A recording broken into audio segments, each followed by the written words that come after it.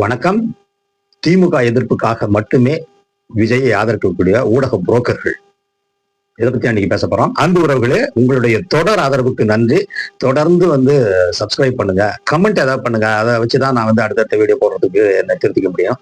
உங்களுடைய ஆதரவு மட்டுமே என்னை இந்த காணொலிகளை போட வைக்குதுங்கிறதுனுடைய அதை மீண்டும் வலியுறுத்தி கொண்டு வாங்க காணொலிக்கு.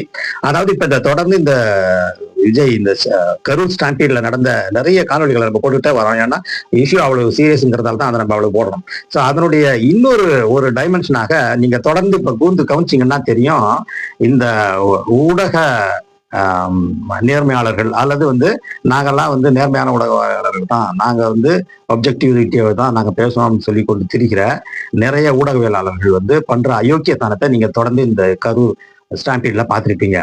அதிலும் குறிப்பாக இவங்களெல்லாம் நம்ம ஊடகவியலாளர்கள் சொல்லவே கூடாது, இவங்களை ஊடக புரோக்கர்கள் தான் சொல்லணும். ஏன்னா அதுதான கரெக்டான டேர்ம். ஆனா ஊடக பிராத்தலிஸ்ட்னு சொல்லலாம், அது ரொம்ப மோசமான டேர்ம்ங்கிறதால அது நம்ம இந்த பொது வழியில அது சொல்ல வேண்டாம். அதுக்கு வேலை அதுக்கு இணையான ஊடக புரோக்கர்கள் அல்லது ஊடக ஹைனாக்கள் அப்படின்னு வேணா நம்ம சொல்லலாம். இப்ப இதுல பாருங்களேன், ஒன்னொன்னா பாருங்க. ஷபீர் அகமதுல இருந்து ஆரம்பிச்சு அப்புறம் கோலாகல சீனிவாஸ், இல்ல இப்ப சுமந்த் ஸ்ரீராமன், அப்புறம் பாருங்க ஒவ்வொருத்தரா பார்த்துட்டு அப்புறம் யூடியூப்ல பேசுற நிறைய பேரு, இவங்க எல்லாமே இவங்களுக்கு தெரியுது. அதாவது கரூரில் நடந்தது மிகப்பெரிய துயரமான சம்பவம். இந்த சம்பவத்துக்கு நேரடி காரணம் விஜய் தான் அப்படிங்கிறது அவருடைய திட்டமிடல், அவருடைய அந்த நேரம் தாட்டி வந்தது.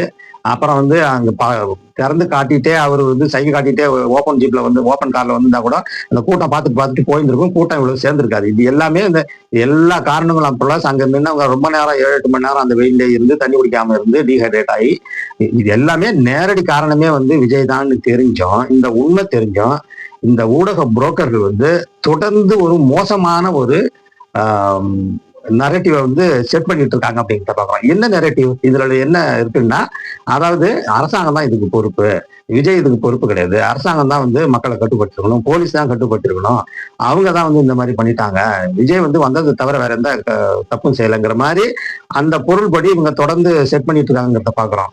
நம்ம ஏற்கனவே நான் மென்ஷன் பண்ண மாதிரி இந்த ஷபீர் அகமதுல இருந்து ஆரம்பிச்சு இந்த டாக்டர் ஷாலினி, டாக்டர் ராஜ்குமார் ஒரு ஆசாமி, புது ஆசாமி சேர்ந்திருக்காங்க. இந்த மாதிரி ஏகப்பட்ட பேர் பாத்தீங்கன்னா சமூக ஊடகங்கள்ல இவங்களுடைய கருத்துக்கள் என்ன தெரியுங்களா? அதாவது விஜய் மேல எந்த தப்பும் கிடையாது, வரி வசூலிக்கிற அரசாங்கம் தான் மக்களுக்கு பாதுகாத்திருக்கணும், அவங்க உயிரை பாதுகாக்க வேண்டிய பொறுப்பு அரசாங்கத்துக்கிட்ட தான் இருக்கு, ஆர்கனைசர்ஸான தாவேகிட்ட கிடையவே கிடையாது, விஜய் கிட்ட கிடையவே கிடையாது. ஏன்னா அவரு புது கட்சி, அவர் பாப்புலரான லீடரு, அவருக்கு கூட்டம் கூடுவாங்கிறது அரசாங்கத்துக்கு தெரிஞ்சிருக்கணும். தெரிஞ்சு அவங்க தான் நடவடிக்கை. இதுல இந்த புதிய தலைமையினுடைய எடிட்டர் சமஸ் கூட, நான் அதை விட்டுட்டேன் பாருங்க. ஷாலினி, டாக்டர் ராஜ்குமார், சமஸ், சுமந்த் ஸ்ரீராமன், அப்புறம் இந்த ஷபீர் அகமது, இவங்க எல்லாமே சவுக்கு சங்கர் பாத்தீங்கன்னா இவங்களுடைய அந்த நெரட்டிவ்ல பாருங்களா, அதுல அந்த வலைபேச்சுல இருந்து அந்த பிஸ்மி, அந்த அந்தனங்கிற ஒரு ஆசாமி, இவங்க எல்லாமே சேர்ந்து ஒரு என்ன மாதிரியான ஒரு நெரட்டிவ் செட் பண்றாங்கன்னா, அது ஒரு ரொம்ப காசு வாங்கிட்ட பிறகு கூலிக்கு மாறடிக்கிற அந்த ஒரு நெரட்டிவ் தான் இவங்க செட் பண்றாங்கிறத பாக்குறோம். இவங்களுடைய இந்த நெரட்டிவ்ல செட் பண்றதுல ஒரே ஒரு அப்ஜெக்டிவ் தான். அது என்னன்னா திமுக எதிர்ப்பு, திமுக ஆட்சியில இருக்கக்கூடாது, அடுத்த தடவை ஆட்சிக்கு வரக்கூடாதுங்கிறது தான் இவங்களுடைய எல்லாருடைய அப்ஜெக்டிவ். நோக்கம் இது ஒரே நோக்கம் தான். அந்த நோக்கத்துக்கு யாரு உதவி செஞ்சாலும் இவங்க அவங்க கூட நின்று அவங்களுக்காக துதி போடுவாங்க, இல்ல அவங்கள தூக்கி விடுவாங்க, இல்ல அவங்க கொள்கை தான் சிறந்த கொள்கை அப்படிங்கிற மாதிரி பேசுவாங்க அப்படிங்கிறது தானே ஒழிய, மற்றபடி விஜயனுடைய கொள்கையால ஈர்க்கப்பட்டு, விஜயனுடைய நோக்கங்களால ஈர்க்கப்பட்டு, விஜயனுடைய அந்த அரசியல் தெளிவு, அரசியல் கருத்து தெளிவு, இது எல்லாத்தையும் இவங்க பார்த்து கேட்டு அதை அப்படியே அனுபவிச்சுதான் இவங்க விஜய்க்கு ஆதரவு தெரிவிக்கிறாங்கன்னு மட்டும் இந்த மக்களே நீங்க நினைச்சிடாதீங்க. அது ரொம்ப தவறு. அதுக்கு இதுக்கு சம்மந்தம் கிடையாது. விஜய் ஒரு முட்டா பீஸுங்கிறது இவங்களுக்கு தெரியும். ஒரு அரசியல் தெளிவற்ற ஒரு முட்டாள், ஒரு தற்குறி அப்படிங்கிறது இவங்க எல்லாருக்குமே நம்மள எல்லாரை விட இவங்களுக்கு நல்லா தெரியும். அப்ப தற்குறியை எதுக்கு வைக்கிறாங்கன்னா திமுக வீட்டுக்கு அனுப்பணும், திமுகவை ஆட்சிக்கு வர விடக்கூடாது. அவங்க ஸ்ட்ராங்கா இருக்கிறாங்க, இந்தியா கூட்டணி ஸ்ட்ராங்கா இருக்கு தமிழ்நாட்டுல, அந்த கூட்டணியில பல தலைவர்கள் ஸ்ட்ராங்கான தலைவர் இருக்காங்க. அதனால அவங்கள நம்ம வெளியே தள்ளுறதுக்கு ஒரே வழி, ஏதாவது ஒரு பொம்மை கிடைக்குது இல்லையா, அந்த ஒரு பொம்மை தான் இந்த விஜய். ஸோ இந்த பொம்மையை தூக்கி வச்சு, இந்த பாருங்க, இந்த பொம்மையை பாருங்க, இது நல்ல பொம்மை, இந்த பொம்மை ஆட்சிக்கு வந்துச்சுன்னா நமக்கு எல்லாம் நல்லது நடக்கும்ட்டு அதுக்கு ஏற்ப நெரட்டிவ்ஸ் செட் பண்ணி இவங்க உருட்டுனா உருட்டு அந்த மாதிரி உருட்டுறாங்க. ஒவ்வொருத்தரும் உருட்டுறதையும் பாத்தீங்கன்னா நீங்க நொந்து போயிடுவீங்க. இந்த இப்ப ஷபீரா உருட்டுறது என்னன்னா, டிஎஸ்பி ரேஞ்சில் உள்ளவர் விஜய் கிட்ட சொன்னதால அவர் கேட்கலையா, சீஃப் செக்ரட்டரியும் ஹோம் செக்ரட்டரியும் முதலமைச்சரும் பேசினாதான் அவர் கலைஞ்சு போயிருப்பாராம். இது ஒரு உருட்டு. இந்த அந்தணன் வலைபேச்சு அந்தணனும் பிஸ்மியும் உருட்டுறது என்னன்னா, விஜய் வந்தாதான் வந்து இது ஒரு விமர்சனம் பிறப்புன்ட்டு ஒரு படி மேல போய் இந்த ஷாலினி, இந்த ராஜ்குமார், இந்த மாதிரி ஆசாமிங்க என்ன பேசுறாங்க, இந்த நம்ம பிலிக்ஸ் ஜெரல்டு இவங்கெல்லாம் என்ன பேசுறாங்கன்னா, விஜய் வந்து ஒரு மிகப்பெரிய மேய்ப்பர் மாதிரி, அதாவது ரெடிமர் மீட்பர். அவர் வந்து இப்ப சிலுவையில் அறையப்பட்டிருக்காராம். இந்த 41 பேர் இறப்பின் மூலமாக அவர் வந்து சிலுவையில் அறையப்பட்டாராம். இப்ப அவர் உயிர் தெழுவாராம். அவர் உயிர் தெழுந்து மீட்பராக வந்து இந்த தமிழ்நாட்டை மீட்க போறாராம். வேற யாருமே மீட்கிறதுக்கு கிடையாதான். கேவலம் கேடுகட்ட பிறவிகள். ஒரு மீட்பருங்கிறது வந்து ஜீசஸுக்குடைய ஒரு குறிங்கிறது எல்லாருக்கும் தெரியும். அந்த குறியீட்டை வந்து இந்த தற்குறிக்கு ஈக்குவேட் பண்ணி பேசுறாங்கன்னா இவங்க எந்த அளவுக்கு காசு வாங்கியிருப்பாங்க, இவங்களுடைய ஜேர்னலிஸ்டனுடைய தரம் எந்த அளவு. 4ஆம் தர ஜேர்னலிஸ்டுகள் கூட ஃபீலிக்ஸ் ஜெரல்டு மாதிரி பேச மாட்டாங்க. அதே மாதிரி மனநல மருத்துவர் அப்படின்னு சொல்லிட்டு அந்த அம்மா அரசியல் பேசுறது வந்து கேடுகட்ட அரசியலா இருக்கு. சிலுவையில் அறையப்பட்டாராம் விஜய் வந்து. அவர் மீண்டும் உயிர் தெழுவாராம். உயிர் தெழுந்து இந்த தமிழ்நாட்டு மக்கள் எல்லாம் மீட்டெடுப்பாராம். எவ்வளவு காசு வாங்கினதுக்கு வந்து இப்படியா கூவாங்க. அதே மாதிரி அந்த டாக்டர் ராஜ்குமார்னு ஒரு ஆசாமி, அந்த ஆசாமி சொல்றான் 41 பேர் செத்த பிறகு விஜய்க்கு வந்து ரேட் வந்து ஏறி போச்சான். அவர் 10% கூடி போச்சான் அவருக்கு ஆதரவு. அவர் எல்லார்ட்டையும் பேசினாராம். இதெல்லாமே என்ன மாதிரியான ஒரு கதையாடல்கள். இந்த கதையாடலுக்கு பின்னணியில வந்து திமுக எதிர்ப்பு என்கிற ஒற்றை கோஷத்தை தவிர இவர்களுக்கு வேற எதுவுமே கிடையாது. தெம்பு, திராணி, தைரியம் இவர்களுக்கு இருந்தால் இவர்கள் வந்து விஜயனுடைய கொள்கை பற்றி பேசட்டும். விஜய்க்கு வந்து கொள்கை தெளிவு இருக்கா, கருத்தியல் தெளிவு இருக்கா, அவருடைய அரசியல் சித்தாந்தம் என்ன, அரசியல் புரிதல் என்ன, அந்த அரசியல் புரிதல் வந்து திமுகவை எதிர்க்கிறதுக்கு நியாயமானதா இருந்தா இவங்க சப்போர்ட் பண்ணா நம்ம அதை ஒத்துக்கலாம்.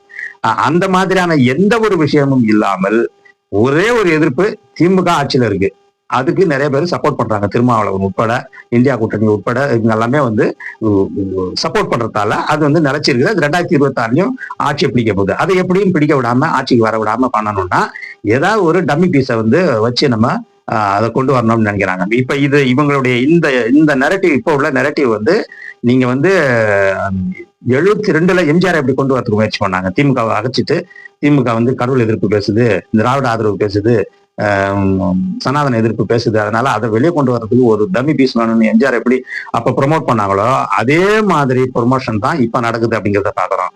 ஆனா இது வந்து மக்கள் வந்து அந்த டைம்ல, எம்ஜிஆர் டைம்ல வந்து சமூக ஊடகங்கள்லாம் கிடையாது.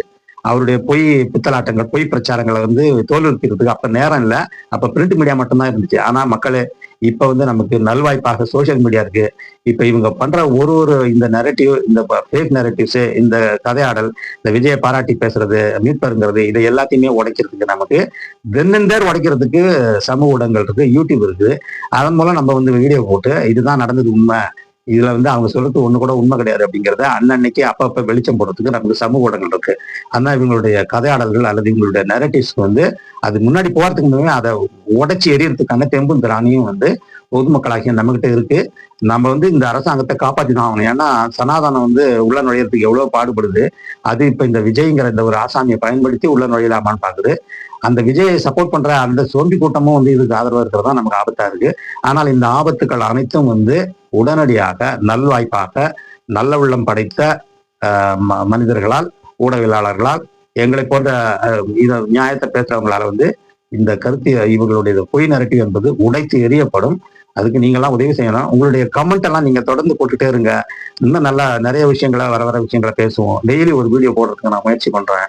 உங்களுடைய ஆதரவுக்காரமே என்னை வந்து தொடர்ந்து பேச வைக்குது அப்படிங்கிறத இந்த நேரத்துல தெரிவிச்சுக்கிறேன். ஆக இந்த ஊடக வைனாக்கள் அல்லது ஊடக புரோக்கர்கள் அல்லது ஊடக பிராத்தலிஸ்டுகளுடைய இந்த தீய எண்ணம், இந்த தீய நெரட்டிவ் வந்து நடைபெறாது. அது பயனில பார்க்காது. அதுக்கு முன்னாடியே நம்ம அதை உடைத்து எறிவோம் என்று அந்த அந்த குறிக்கோளை மீண்டும் உயர்த்தி பிடித்து நம்ம வந்து தொடர்ந்து நடைபோடுவோம். விஜயனுடைய இந்த அரசியல் வரவை தடுத்து நிறுத்துவோம். இந்த ஊடக புரோக்கர்களின் நோக்கத்தை முறியடிப்போம் அப்படிங்கிறதோட தெரிவித்துக் கொண்டு அடுத்த அமர்வில் வேற ஒரு விதத்தை பார்ப்போம். நன்றி, வணக்கம்.